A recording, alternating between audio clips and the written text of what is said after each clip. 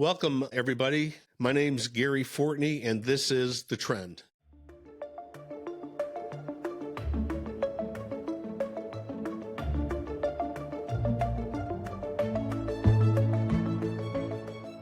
Thanks again for joining us for an episode of The Trend. As you know, we talk about various issues involving cold cases, law enforcement investigations, law enforcement related topics, and regional issues that affect society, both within the St. Louis area, state of Missouri, and the country. Today, we're going to jump into a little bit of a different direction about specific investigative tool that's used by law enforcement around the country, and I can say actually around the world. Today, we're going to talk about polygraph. We'll talk about how polygraph was developed, the changes in polygraph throughout the years, and how it's utilized in different types of investigations and personnel issues. So anyways, we got a couple of guests today. First, we have Dominic Drago. Dom is a certified polygraph examiner. He works for St. Louis Polygraph as well as Vista Law Enforcement Training Consulting and doing polygraph. Then we have Brian Hilke.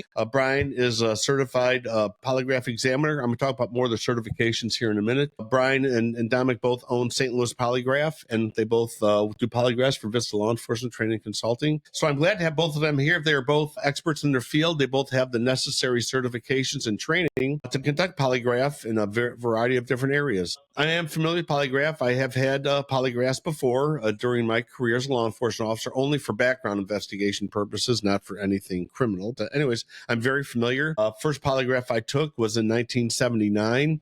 And the equipment back then has changed, Brian, has it not? Yeah, I'm sure you saw the needles going and the ink flying. Not only the needles going, but hearing it. So that was one of the most nervous things is listening to a polygraph when you're being asked questions. You're going to hear the needles jerking back and forth. And they're thinking, boy, are they moving fast? It's good or bad for me? So the psychological aspect of polygraph back in the 60s, 70s, and 80s through on have made a big impact on people. Well, it's changed today. We'll talk about the current use of polygraph and how it makes a difference here. So anyways, we're talking about polygraph today. We'll have a great episode discussing the aspects of polygraph and the utilization. Dom, let's start off with you. Dominic goes by Dom. Tell us a bit about your background. I think you're in the military and what you did in the military and how you eventually became a polygraph examiner. Yes, sir. So I was a military police officer for a while, enlisted in the U.S. Army in 2019, exited in 2024 at the rank of E5. What was E5? A little bit more. Just a sergeant. Okay, good. And E5 is just the pay grade assigned to that. I've served at Fort Leonard Wood for a little bit as a traffic investigator, investigated many kind of traffic-related fatalities and injuries related to that. Then I went over to Camp Humphreys, South Korea for a little bit. I was attached to many different investigations while I was there, ranging from sexual in nature to other types of cases. Since I've been out, working with Brian at St. Louis Polygraph as a vice president.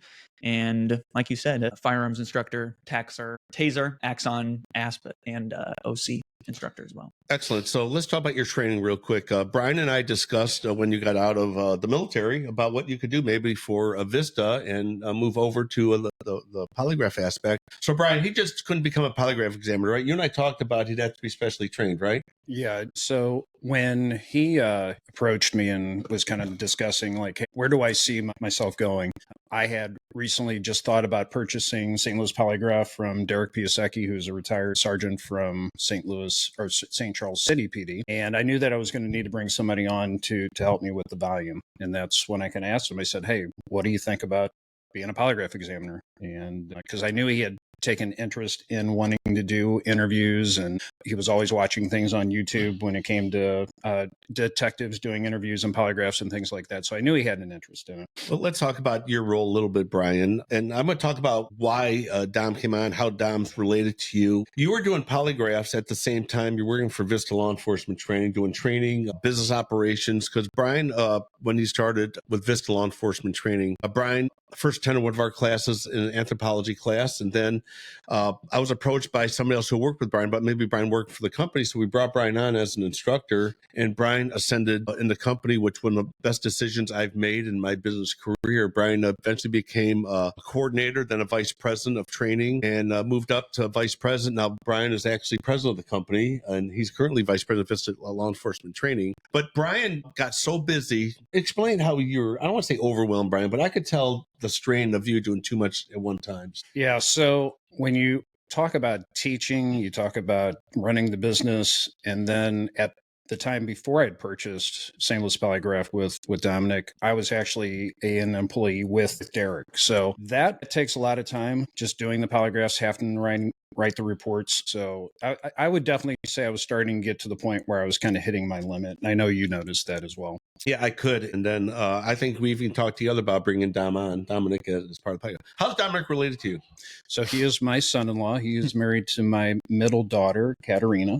I like that name, by the way. That's cool. Yes, they all have cool names. They do. Yes, all of your daughters there. So anyways, Dom's your son-in-law. And let's go about your background, Brian. Let's go through your, how long you've been in police work, and you actually ran the jail in Warren County for a while, and then how you eventually got into polygraph, your background. Sure. So like you said, I did get my start in corrections with the Warren County Sheriff's Department. I spent a lot of time running the jail. When I realized that that was super stressful, that's when I decided maybe I should try something different. That's when I went to O'Fallon and became a police officer end of 2000, beginning of 2001. 2003, I was fortunate enough to get selected to be a detective. And that's really kind of got my desire to want to do polygraphs. I remember that after about a year or two, I approached our chief and asked him, hey, we don't have a polygraph unit. I think we could actually use one, because I was always going to St. Louis or St. Charles City PD to Derek to do my polygraphs. And he basically said, hey, why don't you just go to polygraph school and leave me alone? I got enough work to do. I remember my chief in a meeting said, the day that I get fired will be the day you get polygraph. I remember he got fired, and it wasn't maybe a few months later, I was getting to go to polygraph school. Excellent. So as a benefit, I guess, in a couple of ways for you. It was. Polygraph school. Tell us about when you went to polygraph school. Talk about how Dom got trained in. So what year did you go to polygraph school? So I graduated from polygraph school in 2007. So Brian, you went to polygraph school in Texas, if I'm not mistaken. Explain when you first went down there, what year, and how polygraph school was and the length of time. Sure. So I got to go to polygraph school in 2007. The class was actually in Austin, Texas, at the Texas Department of Public Safety. It's actually where the Rangers operate out of, the Texas Rangers. At the time, we were staying in basically their barracks. And I remember that the AC in a lot of the rooms did not work. So luckily, I was one of the first ones to get there. So I got to pick one of the few rooms that actually had AC, because it was basically the middle of the summer in Austin, Texas. And I don't know if you've ever been to Austin, Texas in the middle of the summer, but it's really, really hot. I lived in Texas for a while. So there you go. So you know. I live in Houston. So yeah, probably even more humid than Austin. So I did 10 weeks. Polygraph school for me was 10 weeks there. Covered a lot of different topics, whether it was psychology, physiology, and anatomy, interview and interrogation, test data analysis. I mean, there's all kinds of different aspects that go into the polygraph training, just the basic course. So when you graduate after 10 weeks, do you feel like you're 100% ready to go, or is there a learning curve? There was definitely a learning curve. I remember my first polygraph, I think it had been back maybe a few days, and the detective bureau called me and said, hey, we had a robbery that occurred the other night, and we think we have the suspect. So I remember going in and getting set up, and it obviously didn't go very smoothly. It was just kind of a lot of bumps in the road trying to figure out the process and stuff. But I actually did get a pretest confession, not on the robbery, but the subject actually admitted that he was doing a burglary at the time. So he actually cleared a different case, but not the robbery. So your first one under your belt, then you felt like you could progress. And you've actually progressed to be certified. Now, talk about your certifications, where you're currently at. You have several certifications, Brian. Sure. So obviously I've had the basic polygraph school examiner, law enforcement examiner through Texas DPS. In 2011, I believe, I was certified in post-conviction sex offender testing. We call it PSOT. And I got certified there. That was a 40-hour course. I have accreditations through the American Association of Police Polygraphists. I am currently a certified forensic law enforcement polygraph examiner. It's just a real fancy term for somebody who's done a lot of polygraphs. Well, good. I'm going to get into Dom's, his training real quick and how long he's been in there. It's only been about a year and a half, right? Give or take. Yeah, about a year. And then I'm going to talk a little bit about how I first came into polygraph when I first started law enforcement, the transition. So go ahead, Dom. When did you really decide if you want to do polygraph? After Brian talked to you, or explain that a little bit? Well, I mean, actually, I had really considered it more as a certainty that it was going to happen, in my head at least, about 6 months before I left Korea, because I was trying to decide, whenever your first contract comes up, that's the big decision, right? Are you going to stay in and do 20, or are you going to get out, right? I decided to get out just because seen a lot of different cases of a sexual nature, a lot including children. That definitely had an effect on my mental state while I was in Korea. So whenever I knew I wanted to get out, but I knew I wanted to stay somewhere in the realm of law enforcement, but I couldn't quite figure out where my skills were. So when I came back, and then, like, I definitely had a feeling that he was going to ask me to come in with him on St. Louis Polygraph. And I still was kind of unsure when he asked me. But after, talking to Kat and seeing where my life was going, I knew that, hey, this is pretty much the golden opportunity that I wanted, that just kind of fell right into my lap, right? So when you found out what you wanted to do, you had to make time. You also had to be scheduled to attend a polygraph school. So tell us about you attending polygraph school. Oh, yeah. So I got back from Korea in February of 24, and I was gone for polygraph school by August. So I literally came back and was back for like 3 months, and then all this happened, and I went straight out to California at the Marston Polygraph Academy. San Bernardino, right? Yeah, San Bernardino, which I'd never been there, so that was cool. But yeah, polygraph school was awesome. Especially on the company. So anyways, what part of it? Yeah. Somebody to flip the bill for me, right? So let's say, so how long was your school compared to Brian's at 10 weeks? Yeah, so 10 weeks, right? And the first couple of weeks that I was there, we were just going over the basic polygraph stuff. But after a little bit, we're running each other through scenarios, and we're testing each other pretty much all day. So 10 weeks, you come back. So you're 100% ready to go too, right? Or was there a learning curve or what? No, I knew, because it's a private polygraph business, right? So I knew that we weren't going to be doing as many, criminal or attorney tests, but I was so wrong with what to expect. I get back and we're doing a lot of infidelity private polygraphs, and you wouldn't think that so much crazy crap can happen in that kind of environment, but you'd be surprised, the amount of people, or the kind of people we attract. It's very challenging work, but I love it.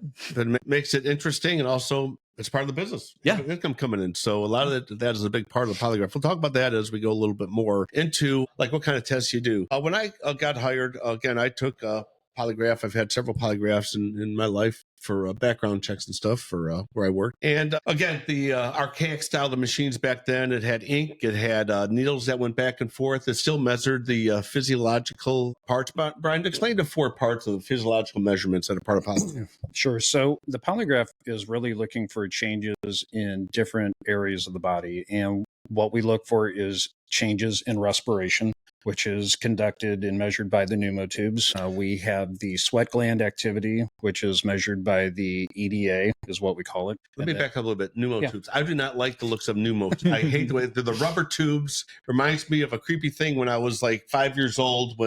So yeah, that's a fireman came and grabbed me one time because I hadn't seen a fire, and then the tube was hitting against my face. The kind of same rubber style tubes, and I don't like those tubes for some reason. I have bad nightmares about that. Yeah, I think we need to go to therapy. We have a counseling division.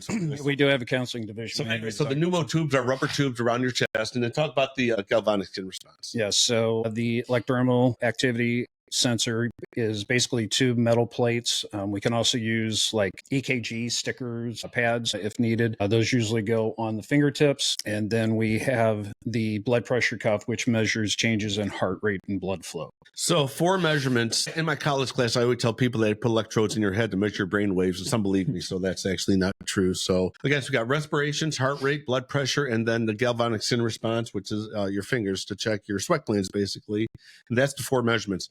That has not changed from when I first experienced polygraph. And then when I was a detective in the detective bureau for the St. Louis County Police, I saw them getting new style polygraphs where they actually were electronic. So is that where we're at still, Brian, pretty much with the... Yeah, I'm not aware of anyone that currently uses what we call an analog instrument. I know that there were several that were using it even into the 2000s. Oh, you can, which is where the needles go back and forth. Yes, so. But I would imagine that any practicing polygraph examiner now is using a laptop. And so, yeah, when I saw that, I saw the lines on a computer screen and the change that it made. It's silent pretty much, right? Other than some clicking and typing, things like that. So that's what the polygraph examiners do. That's how they examine. I'm not going to talk too much into how the tests are given, except the fact that there's measurements, there's interviews, and there's gathering of information from the individual based upon the polygraph you're going to give. So the measurements are measured. And then when measurements are measured, Dom, can you tell immediately about the results of a polygraph? Does it take some time to actually analyze the results? So generally speaking, the ethical way to use a polygraph, right, is you want to use it in a way that backs up something that you already believe. right? And what I mean by that is whenever you're performing a polygraph, right, we do an interview before then. And usually with how long the interview is, they can range anywhere from 2 hours to 2 hours and 30 minutes or anywhere in between, right? Normally, I'll have some kind of theory on what's going to happen, right? If I think the person's going to pass, or I think the person's going to fail, or I think they're going to do countermeasures or something like that. That's what I mean by that. Very rarely do I get a feeling one way or the other where somebody's going to pass or fail. And then the opposite turns out. In the beginning, whenever I was starting out, that happened a lot, right? But that is more speaking towards my inexperience in interviewing, right? As I got better at it, you can usually tell a liar just by watching them. Yeah. Well, you talk about that too with the interview process. I've interviewed these probably 1,000, if not more, individuals in my career. I was never a polygraph examiner, but both Brian and Dom, Brian, the interviewing takes some skill, doesn't it? About you're not being accusatory, right? But you're asking probing questions. Is that fair to say? Yeah. So the way Dom and I generally do our interviews is I'm sure you've heard me talk about it in our interview classes, is cognitive interviewing. And it's more of an approach where it is more probing. It's more conversational, not accusatory, especially when it comes to the polygraph. We don't want to be like that at the beginning because that can have an effect on the test. So we try to be very almost like an independent third party is how I describe it. I'm not rooting for or against the test. All I'm here is to get the truth. And if they answer truthfully, they're going to pass the test. Don mentioned a word called countermeasures. A lot of people who are either going to take a polygraph for a job application, usually with the government, because we'll talk about that of government versus a private industry polygraphs, which has changed throughout the years. And then also for issues, they say fidelity tests or other tests regarding technical PSCOT, which is the sex offenders chest. I don't want to get too specific what people try to do, but I'd love to talk about countermeasures. Yeah. I don't want to give people ideas about what to do, okay? But that's all on the internet. Yeah, okay. Dom, can you tell if somebody's doing countermeasures? Can you tell? Yeah. So basically the way I explain countermeasures is the same way that my instructor explained countermeasures, right? Or pretty much the same way, right? Basically back in the day, whenever polygraph started, what we realized was because, of course, throughout the Cold War, right, we're polygraph testing suspected double agents and the Soviets are doing the same thing, right? But apparently over time, they were teaching each other to try and beat the tests. Well, eventually, of course, countermeasures aren't that effective was what we ended up finding out. But eventually all that information about what the American government was looking into trying to beat the Soviets tests, right? Basically all that information leaked out and it's been perpetuated by a website called antipolygraph.com, who's ran by a guy that tried out for MI6 or the FBI or something, and they denied him because he couldn't pass a polygraph. And because of that, he's dedicated his whole life to writing how to beat a polygraph test. But I mean, the real reason why countermeasures were effective back in the beginning is trying to defeat a polygraph. Yes. Correct? Yes. Any method or technique or tactic that somebody believes will cause some kind of interference with the polygraph, right? If it's okay that I give out a couple that just don't work at all. I mean, some examples of something like this would be like back in the day, people used to put tacks in their shoes, right? And then whenever you're asked a relevant question, a question that is graded on the test, right? They'd press down on the tack to override their physical reactions, right? But of course, it doesn't work because whenever you step on the tack, well, your body, the pain response is going to overwhelm anything. When I see somebody spike up a pain response in the middle of a test, it's probably a pretty good fact that they're doing something to harm themselves in an effort to stop the test. And the other parts of that too is we've now developed motion sensor pads. So like at our office, you sit on a motion sensor pad, your feet are on a sensor pad. So if there is even the slightest movement, we're able to notate that and observe it. That's relatively new. When I took polygraphs originally, they did not have the seat sensor or the feet sensor. So that's it's not a measure. It is an observation of movement versus an actual physiological measurement. Correct. Right. Brian, maybe share one more countermeasure you've seen without giving too much away. People trying these different things, but I think the biggest one that I see is usually basically clenching your butt. Yeah, and it's so obvious when they do it. That is one of the real popular ones that's been around for a while. Lots of times we'll see people try to do things with their mouth too, whether they're biting their tongue or biting the inside of their lips or trying to push their tongue. I mean, it's just so obvious. I mean, we have a desk camera that zooms in on their face so we can see all that. To me, and this is what I tell them when I see people doing potential countermeasures, if you're telling the truth, I don't need any help. Don't try to help me. Because if you're doing countermeasures, I guarantee you're going to fail. So anytime I see it, I try to give them the benefit of the doubt and let them know, hey, just let your body do what it's doing. If you've been truthful, you're going to do just fine. don't do countermeasures. You'd really be surprised with how many truthful people come in and do countermeasures because they're so scared of a false positive. Like it's. Yes.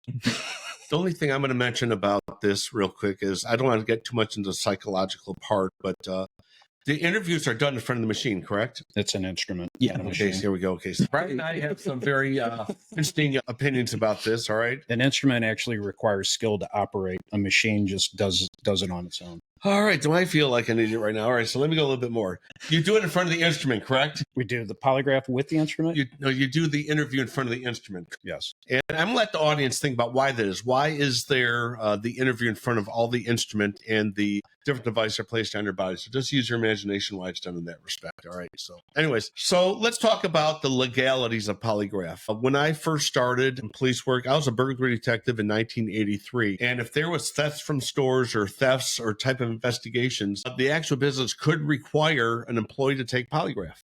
And that was done a lot. We could have people take polygraphs, and if they were working a business, right, Brian? Is that the way it still is, or what happened regarding that? So in the late 80s, basically, our profession was taking advantage. I mean, this is my understanding from what I've read in the history, that basically our profession was taking advantage of a lot of different companies and people and stuff, to the point that there was a federal law passed called the Employee Polygraph Protection Act. I believe it's 1988. That really limits who can be required as far as employers who can be subjected to polygraphs, whether it's a pre-employment or some kind of accusation. So I want to get into the current state of polygraph regarding when it's utilized, mostly by government agencies and things. Let's talk about the history, though. If I'm not mistaken, Brian, I know a little bit, but didn't it start in Chicago with John Reed? Explain a little bit about how polygraph first came into being, the very early stages, and how it's developed. Yeah, so John Reed, obviously, he's really well known for the Reed technique, which is an interview technique that a lot of law enforcement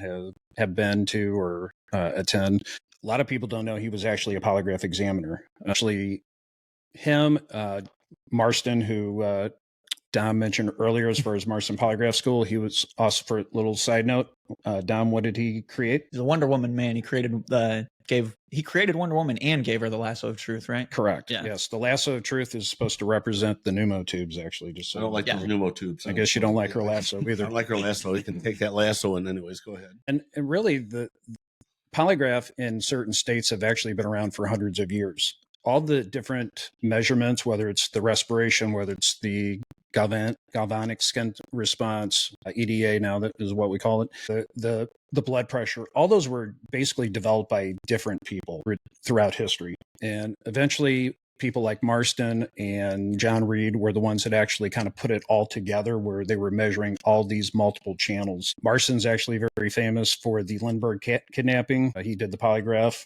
on some of those people that were involved in that. John Reed, obviously very big in doing private investigations. He basically was the investigator when it came to any kind of high profile cases from a private standpoint. When you were in polygraph school, it's just not using the instrument, not machine, Brian, just use the instrument. Thank you. How much legal aspects do they get into polygraph school to make sure you ensure people's rights and the legalities of waivers and so on? Do they get to learn a lot about the restrictions and the utilization? They cover it a lot because, especially as Brian hinted at earlier, back in the days, I mean, polygraph as an industry was just being taken advantage of. There's a lot of people doing things that they really shouldn't have, or a lot of unethical things, right? So they cover all that in depth. They have a judge from Pennsylvania come in. If I could remember his name, I'd give it to you, but they have him come in and talk to us for a couple days about the legality and making sure you're covering yourself with your forms and everything. He talks a lot about, he spent most of it talking about EPA as well, the Employee Polygraph Protection Act. Yeah, because you have to be versed on that. I mean, you can't get away with doing polygraphs like that anymore. And that's what I want to get into, is it's just not hooking up a machine to people. Yeah,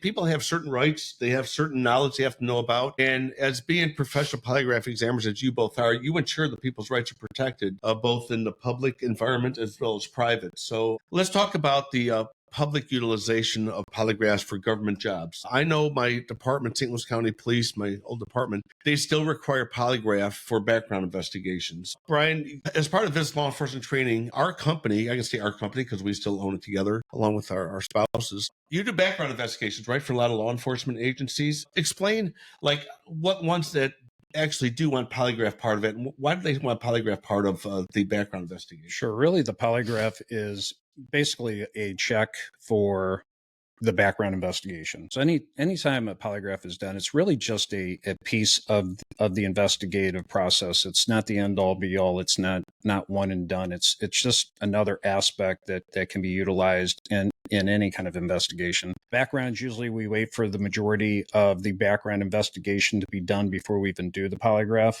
So we want as much information as we can because we want to verify that what they've told the background investigator is true. Not only that, but what also they're holding back. And what we're doing during a pre-employment polygraph is what's called a screening exam. The statistical validation on that is a little bit lower than a directed lie exam. Yeah, so we want to make sure that, hey, if there's something in their background that we need to be talking to them about, then that's what we want to hit on, right? Especially with a lot of our pre-employments from certain police agencies, they will send us all of the information that their background investigators have found. And most of the time, whenever those employees fail those pre-employment polygraphs, that's what I meant earlier whenever I said it's supposed to support something you already know or believe, right? Because most of the time, whenever they fail, it's because of something that the background investigator had found. Just as a recent example, somebody was talking about drugs a lot. They had a liberal view, should we say, of drugs, and of course he failed his polygraph test because of the drugs. And after, whenever we confronted him, he confessed that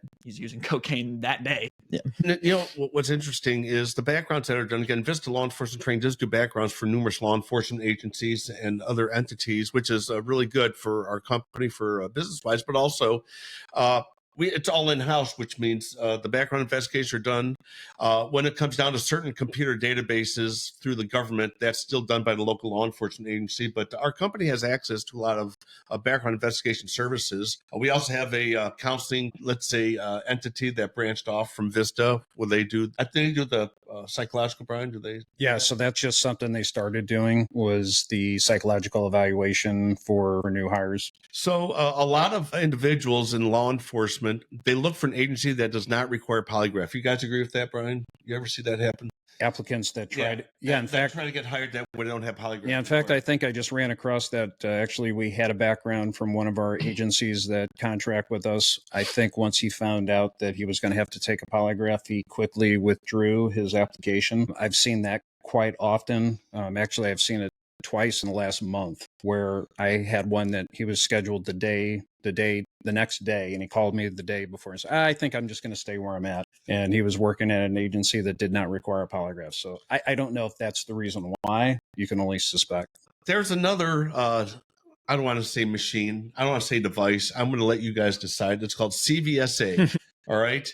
That is a machine. Yeah, you heard Dom laugh a little bit, and Brian look on his face was great. I'll let Don. Why don't you take this one on since you played a little bit? What is a CVSA? The CVSA is one of the things that makes polygraph look bad. What does CVSA stand for? It's the computerized voice stress analyzer. Yeah, voice stress analyzer. Polygraph's pretty expensive and it takes a long time, right? You know, a test with us could last anywhere from 2.5 to 3 hours. And most of that's, again, just the interview. The polygraph itself only takes about 40 to 50 minutes. But if you don't do the interview and you only do the polygraph, you're only doing half the job. So back in the day, they were looking for a more financially sound alternative to polygraph, something that they could do quickly, something that was just as valid, and something that they could do cheaply. So your voice stress analyzer was discovered, and the U.S. Army showed a lot of promise. They thought that this project showed a lot of promise, so they started investing in it a lot whenever the war on terrorism popped off. And of course, through using the voice stress analyzer in the field, a bunch of Marines and a bunch of soldiers got killed because it doesn't work, right? There's no study that backs up the validity of the voice stress analyzer. I mean, what it's basically doing is looking for stress sounds in your voice, like different kinds of inflections, but everybody's different. So how could you possibly create a test like that for anybody? I mean, look at me, right? Like I can't hear anything and I talk really loud. So who knows what's going to happen to me if I take one. But the reason that it makes a bunch of people look bad is because that and iDetect, a bunch of members of the American Polygraph Association, actually own stock in both of those companies. Brian, what's your view on CVSA? I know what it is. Let's hear your to our listening audience. I will say that it's a investigative tool for agencies that use it. Just like polygraph. Just like polygraph, yes. Like anything, really, it comes down to the interviewer. If you do a good interview, you should get good data either way. Do I know of any scientific research that validates that your voice frequency changes when you tell a lie? I'm not aware of any and have not been provided any. In fact, the only study I'm aware of was done by the company that produces. Well, in 1993, we were doing a major investigation in St. Louis, and they trained 4 of us as CVSA administrators. I was one of them. So I was trained to administer CVSA. We had a book, and you looked at the photographs in the book, the drawings, and it showed blocking where if somebody's lying, it shows a block in their voice inflection, or it shows spikes. And we were taught to read that. We compared our results on CVSA to what was in the book for a comparison. And it was a tool. All right. The validity, again, we did use it. However, I think it's still utilized by some law enforcement agencies. There's quite a few actually that still utilize it. I mean, obviously I tease them, but again, it's a tool. If the operator, because I think they call them operators, don't call polygraph examiners operators. We get upset about that. Just like if you call it a machine versus yes, don't call it a machine. It's like Everybody's so sensitive. That's dumb. It really boils down to how good is the interview. Yeah. If a CVS operator conducts a really good interview, then I have faith in their ability. Just to touch more into the utilization. Again, it used to be utilized by private companies a lot, and now that is very limited, if ever. Are there any private or polygraphs done by companies, non-governmental entities? Do they still do polygraph at all? Yeah. So anyone that deals with large amounts of money, so like ATM, companies that transport a lot of cash from ATMs or from banks, pharmaceuticals. There are some exceptions outside of law enforcement that can actually be required to take pre-employment polygraph exams as well if there's any specific loss that can be examined as well. One thing, I went to a polygraph conference with Brian down in Arizona. I just had to go. Brian made me go to a beautiful resort in Arizona. So I was there one time, and there's people advertising for positions for polygraph and so on. I saw one for the NSA, National Security Agency, and I talked with Brian. National Security Agency is one of the intelligence agencies that works in cooperation with the FBI and other agencies like that, and DEA, which I had worked for DEA for the intelligence unit for there for a while. And I said, well, Brian, why are they trying to hire so many people in the NSA? And Brian explained that a little bit. That really fascinated me about they're always looking for people and the way it works and utilization of that for backgrounds. I think the NSA issue is it's probably burnout for a lot of examiners. The last time I checked with them, and I don't know if this is still the way it's done, but the way it was explained to me is basically you're gone for 2 weeks. They send you to a location for 2 weeks. You're running 3 tests a day, Monday through Friday. And then you're off for 2 weeks. And then they fly you somewhere for 2 weeks. So I think for a lot of people, just that kind of lifestyle is probably not very conducive. I guess if you're single and you like traveling and don't really have a home base, it would probably be interesting. You're definitely going to get a lot of experience. You're definitely going to get a lot of good experience. But again, I think it's just more people are probably looking for something a little more regimented. Death by fire hose, right? Yes. And also, like with CIA, NSA, and other agencies, to maintain their clearance in some of those intelligence agencies, they take polygraph on a periodic basis, right, Brian? Yeah. So depending on your security clearance, if they suspect you've gone somewhere or talked to someone, you could go 2 years without a polygraph, or you could have 3 in a year. It just really depends on, I'm sure they're doing some kind of threat analysis on their employees as far as, where they go, who they talk to, what they're doing. And some people can lose their job if they fail a polygraph. And that's where I kind of have some disagreements where I don't want to use the term, which I've talked with Brian, we kind of kid around about, is a lie detector. And I don't like using the word lie detector. Don, what is it? Is it a lie detector? What words, how would you describe it? Brian says truth verification device. Is that pretty much in line with that? Yeah, I mean, a lie detector isn't. It's another one of those things where mostly polygraphists are turned off by it, right? Yeah. I mean, we use lie detector in our advertising just because it makes, anybody sees that, they know That's we're talking the buzzword out yeah, there. they know we're talking about a polygraph. I mean, you put polygraph on a sign to a layperson, that could mean anything, Yeah. But you put lie detector on there, they know exactly what you're talking about. Yeah. So it's used for private corporations in limited aspects, people handling money, like the ATM people you mentioned, pre-employment, and for verification for jobs that they have. Last area I'm going to get into, which we're not going to get very specific, is private polygraphs for fidelity and others. Explain what fidelity is. You want to take that one on, Dom? And what percent of the business is that? So explain what the fidelity tests are, how somebody can hire a polygraph, and And what percent? I mean, this was a juxtaposition that was immediately apparent to me because, you know, we take less money for the pre-employment, but the privates, you know, we charge more. I mean, I'd probably say it makes up about 60 to 60% of what I do.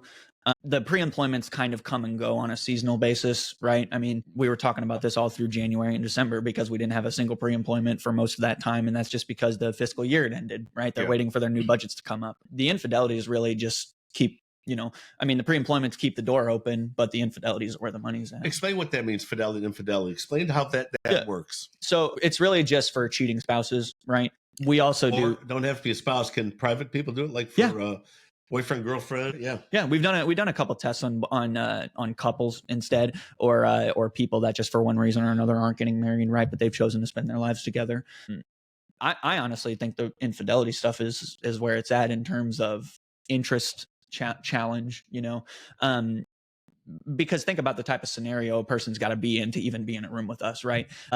I mean, most people, whenever their spouse cheats on them or their boyfriend or girlfriend cheats on them, they're going to go to a private detective. They're not going to think about polygraph, right? I mean, by the time they show up at our door, right, they've already been going through accusations from their spouse, which is supposed to be the most important person in their life, right? By the time they show up at our door, they're all kinds of worked up. And, you know, that's where the empathy in your interviewing really comes in, because if you can't get that person out of the funk they're in and get them to connect with you, to get them to like you, I mean, how are you ever going to get them to confess to you? People don't confess to people they don't like. Sure.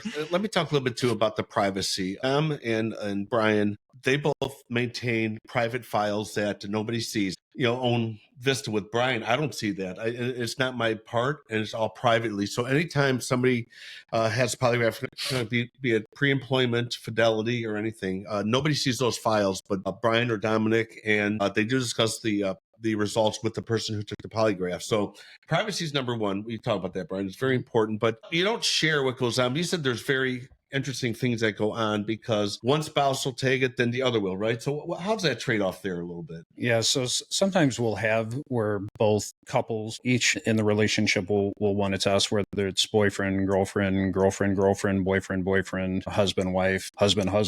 I've had them all, where they'll both be counter-accusing each other of cheating. So, you know, those are always challenging because sometimes you'll get one who will pass and one that'll fail. Sometimes you'll get both that'll pass, and lots of times you'll get where they both fail. And, you know, we don't promise results. And that's one thing that we always tell people. One, we don't take bribes. So I know Dominic's been offered a few. I've been offered some. Didn't take that long either. Yeah. We don't take bribes, and the results are what they are. We don't promise results, and even for attorneys. So I do a lot of criminal attorney test. Yep.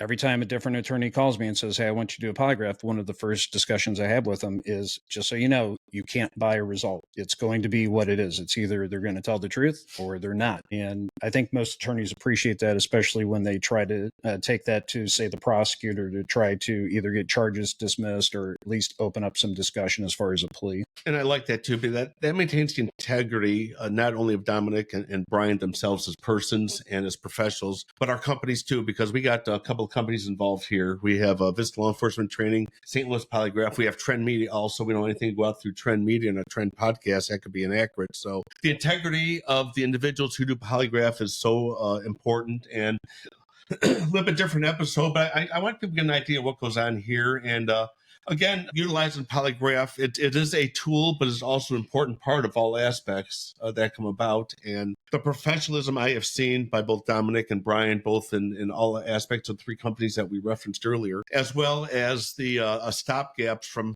getting the best we can in law enforcement, Brian. I think you're a big proponent of polygraph law enforcement because we got to see who we're hiring, right? Yeah. One of the biggest words in law enforcement is integrity, right? We always hear that word integrity. And that's the reason why why an agency in law enforcement should do a good, thorough background, because we want people that have integrity. And polygraph is just one of those tools that helps ensure that we're not getting someone who shouldn't be in law enforcement. Because let's face it, there are people who do get in our profession that make, it's usually very small percentage, but those people tend to have a negative impact on all of us. So if I can, I've been doing backgrounds pretty much my entire career. I always wanted to keep people that didn't deserve and didn't need to be in my profession because I wanted the best profession possible. I like that. And Dom, any regrets doing this? You feel happy the career that you've chosen here? No, yeah, I'm sound where I'm at. And one good thing about Dom, he is not only polygraph examiner for Vista and for St. Louis Polygraph, but he's also an instructor. He's a farms instructor. He's a taser, ASP, and OC instructor, which stands for Ola Rise and Capsicum, which is pepper spray. So Don keeps his hand a little bit in law enforcement. I understand his passion being a military police officer and for public service, right? And I think he wants to stay in that profession. And I think he got the best of both worlds because you train law enforcement, you train private security companies, and then doing polygraph too. So that's how I feel as well. And I mean, no matter what, I know going home at the end of the day that somewhere, the work I'm doing is making a difference. Yeah, that's huge. And then Brian's years of public service and both the corrections profession and police, being a police officer, retired at the rank of lieutenant, and also what he's seen throughout his career and the ability he's had to make a difference too within the public service realm is important. Again, I know Brian's integrity. Brian and I have known each other for many years. For Brian taking the leadership role of Vista, which I still involved in somewhat, but Brian has done so much to keep the company growing, and the integrity that Brian displays for the companies, right, Brian? Important to you? Absolutely. I always tell people in class I'm one word away from closing our business. Yeah. So, anytime that you teach, anytime I teach, anytime any of our instructors teach, I always hope that we all keep the idea, hey, it's our reputation, it's our name. So if we tarnish our name or we give a bad representation, that's going to impact all of us. Absolutely. And the integrity of this profession is very important. Yeah, I want to thank Dominic Drago and Brian Hilke for both being here on The Trend. Thank you so much for listening. Hope you learned a little bit today, a little bit of an insight about the utilization of polygraph and the entire aspect of investigation from the law enforcement side, a little bit about the private business industry, the government, as well as private polygraphs. Thank you so much for listening. Stay informed and stay well, everybody. We'll catch you on the next episode. And my name's Gary Fortin, and this is The Trend. Thanks, everyone, for tuning into this episode of The Trend. If you have any questions, comments, or suggestions, please feel free to reach out to us at The Trend's website at www.trendmediallc.com, or you can email us at any time at thetrend@trendmediallc.com. We welcome everybody's comments, suggestions, or reviews. Don't forget to stay connected with us on social media. Follow us on TikTok and Instagram at Trend Media Podcast, and join the conversation on Facebook by searching The Trend Podcast. Check out our Amazon page through the link on our website, where you'll find some of our recommended products. We'll be back next time with more true crime stories, insights on law enforcement trends, and current trends with our region and the people we serve. Until then, stay curious, stay informed, and stay part of The Trend.